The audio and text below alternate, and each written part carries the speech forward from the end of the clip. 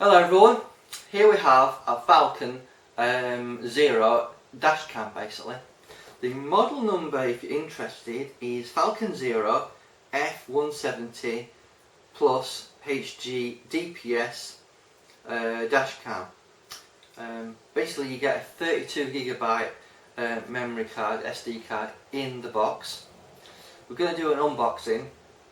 This will set you about approximately £100.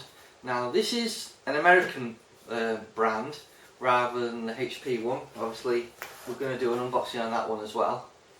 But there are a lot of cheap brands out there, and I just want to do a video to show you what's in the boxes and what they can do.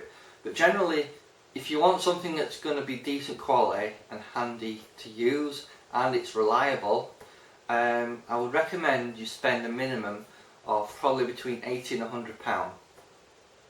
Try and avoid going for the cheap Chinese ones that might be between £10, £20, £30 because they're likely to stop working after a while, and if they do supply an SD card, it's probably some sort of cheap knockoff.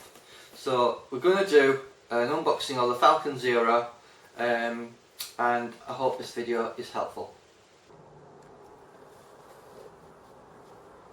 Hello everyone, and thanks for joining me in this video. Decided to do a video in the car. We've basically got the HP dash cam on there, the H500G, and we've also got the American Falcon one here. I think it's called the HD 170 Plus HD GPS. The only thing with the Falcon one is it requires an external GPS device if you want to record any sort of data such as speed and location.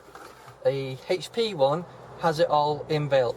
Both of them have motion detection, so if you want to set up a camera and record at night time, the advantage of the Falcon is it has basically the Falcon has infrared, so obviously if you're in a poorly lit place, that camera would be ideal if you want to do any recording of people walking by who might damage a particular side of your vehicle. Maybe you parked like I am here on the side of the road. So this video is basically to record some footage for you guys to have a look at, to see similar sort of angle, but one camera has a wider field of view. So the Falcon has 170 degrees and the HP has 140. That extra 30 degrees might be an issue for some people. They might prefer it being a bit wider. The only thing is the screen on the actual HP is 4.3 aspect ratio, and the actual Falcon has a widescreen. I don't know if you can see that in the image here. You can see it is a lot wider as such. So without further ado, we're going to go for a little drive to record some footage, and I hope you enjoy the examples I will show you.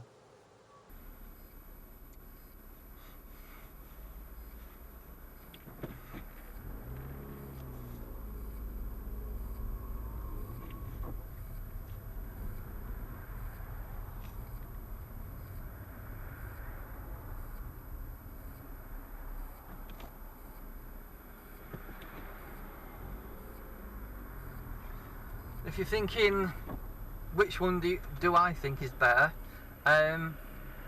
if I'm really honest, I do like the HP one probably a little bit better because it has less things that needs to be attached to it.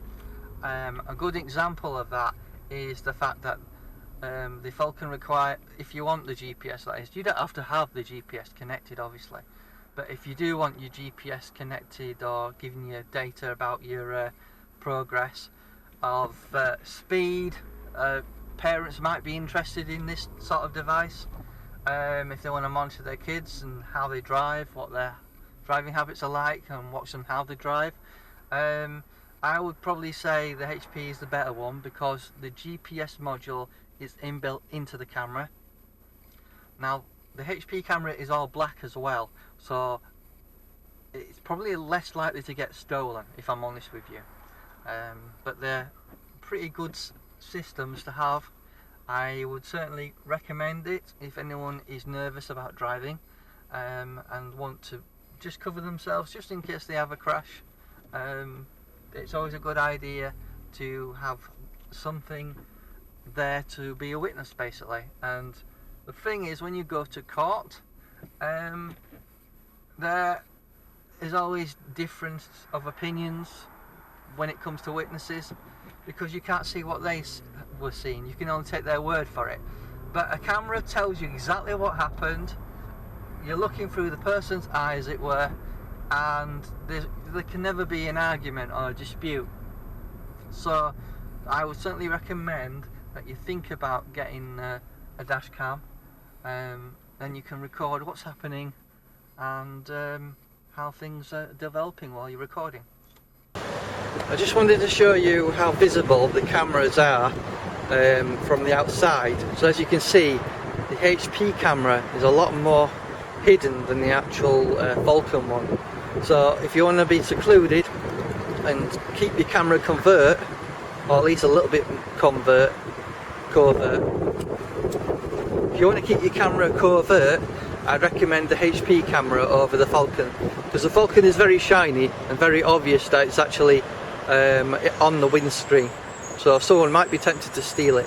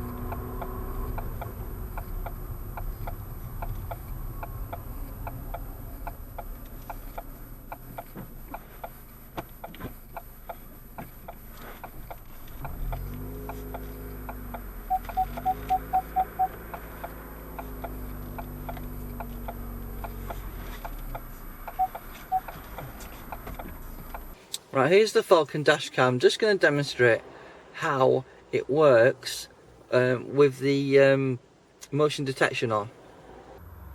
See, it started to record. Remove my hand.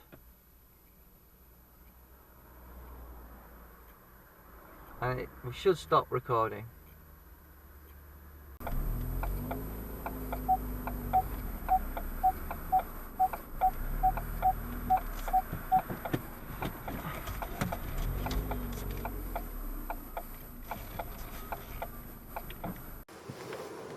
Hello guys, in this video I'm just going to test the motion detection on these cameras, so let's just set them up.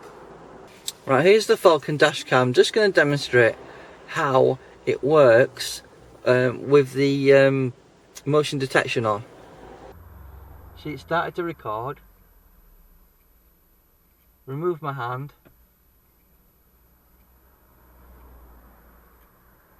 And we should stop recording. Right guys, here's the Falcon dash cam. It's basically got all the features that you could ever want. Basically you will have the facility of motion detection. You can choose 1080p or 720p. You can choose various recording modes. Let's just run through the menu. So on the menu we have resolution. Let's go into resolution, and you can choose standard HD definition or 720, WVGA or VGA.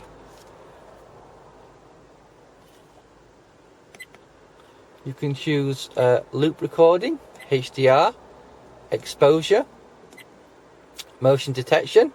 It's recommended you don't have motion detection on while you're driving and doing a recording, because it could interfere with your recordings.